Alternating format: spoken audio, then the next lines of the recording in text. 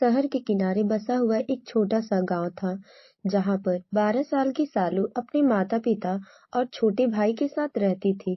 सालू पढ़ने में बहुत तेज थी और हमेशा स्कूल में सबसे अच्छे अंक लाती थी। उसकी माँ उसे डॉक्टर बनते हुए देखना चाहती थी, जबकि उसके पिता उसे पढ़ाई के लिए हर संभव मदद करते थे। लेकिन समाज के कुछ दरिंदे उसके इस सपने को हमेशा कुचलने की ताक में रहते थे। मोहल्ले के कई लोग कहते थे, लड़कियों को पढ़ा लिखा कर क्या करना है, आखिर में रसोई ही संभालनी है। सालू की माँ कई बार इन बातों से डर जाती थी और सोचती थी कि कहीं सालू पर कोई मुसीबत न आ जाए। एक दिन सालू स्कूल से लौटते समय कुछ आवारा लड़कों ने सालू को घेरने की कोशिश की। सालू डर गई, लेकिन वह समझदार और साहसी लड़की थी। उसने शोर मचाया, उसके आसपास खड़े दुकानदार और राहगीर दौड़कर आए और उन लड़कों को पकड़ लिया। गांव वालों ने मिलकर उन्हें पुलिस के हवाले कर दिया।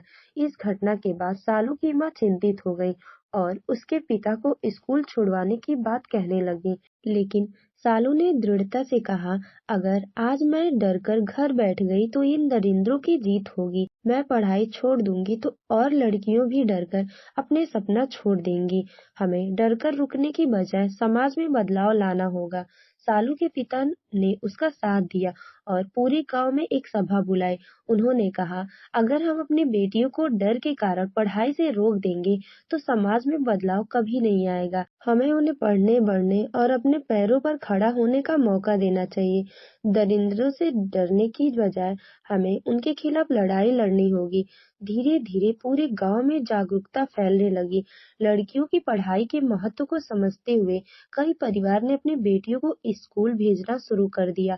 सालू का आत्मविश्वास और हौसला देखकर पूरे माता पिता भी अपनी बेटियों को पढ़ने के लिए प्रेरित हुए। कुछ सालों बाद सालू डॉक्टर बन गई। उसके गांव का हर व्यक्ति गर्व से कहता, सालू ने न सिर्फ अपनी पढ़ाई पूरी की, बल्कि हमें समाज में सही दिशा दिखाने का रास्ता भी बताया। इस तरह सालू की शिक्षा और साहस ने समाज को एक सिखाया कि लड़कियों को पढ़ाना केवल उनका अधिकार ही नहीं, बल्कि एक नई किरण के उदय की शुरुआत है। लेकिन सालू की जिंदगी में एक और बड़ा मोड़ आया। सालू ने एक गवर्नमेंट डॉक्टर बनने के लिए एक फॉर्म डाला था। उसने परीक्षा दिया और उसको पास किया। 2 साल की ट्रेनिंग के बाद सालू सरकारी डॉक्टर बन गई। गांव में शिक्षा के प्रति और माता पिता लोग जागरूक हो गए। सालू का शहर के मेडिकल कॉलेज में पोस्टिंग हुई। वो वहां रूम लेकर रहने लगी। एक दिन जब सालू अपना ड्यूटी कर रही थी, उसे दिन में जाने में देरी हो गई, क्योंकि उसे दिन में मरीजों की संख्या बहुत अधिक थी। वह अस्पताल से करीबन 10:30 बजे निकली। रास्ता सुनसान था। सालू को डर लग रहा था, लेकिन वह हिम्मत जुटा के आगे बढ़ती रही कि अचानक उसकी स्कूटी बंद हो गई। सालू ने कई बार स्कूटी स्टार्ट करने की कोशिश की, लेकिन नहीं हो रही थी। तभी वहां से गुजर रही ट्रक रुकी। सालू और भी डर गई, लेकिन उसमें से ड्राइवर की आवाज आई, क्या हुआ बेटी, कोई मदद चाहिए क्या? सालू को थोड़ी तसल्ली हुई। बेटी कहकर पुकारने से सालू बोली, हाँ काका, स्कूटी खराब हो गई है।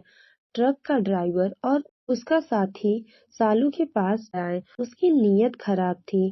वो सालू पर अचानक से टूट पड़े। भागने सोचने का मौका तक नहीं दिया। सालू के जिस्म को नोच डाला और वहां से वो भाग गए। सालू रात भर दर्द में बिलखती रही। सुबह कुछ व्यक्तियों ने देखा। वो उसे तुरंत हॉस्पिटल लेके गए। सालू की हालत इतनी खराब थी कि डॉक्टर रो दिए। वो सालू जो सैकड़ों लोगों का इलाज करती थी, आज उसकी इलाज करने के लिए डॉक्टर के रोंगटे खड़े हो जाते थे। अंततः सालू ने अपनी अंतिम सांस ली। एक बार फिर से समाज में मासूमों पर हैवानियत हावी हो गई, लेकिन सालू के घर वालों ने हार नहीं मानी। उसकी मौत का जांच की शुरू करवा दी। कुछ महीनों बाद अपराधियों को हिरासत में ले लिया गया और उन्हें फांसी की सजा दिया गया।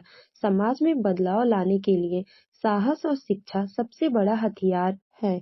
डरने की बजाय हमें एकजुट होकर के बुराइयों का सामना करना चाहिए और महिलाओं की शिक्षा के प्रति जागरूकता को बढ़ाना चाहिए, ताकि वह प्रगति के पथ पे आगे बढ़ सके।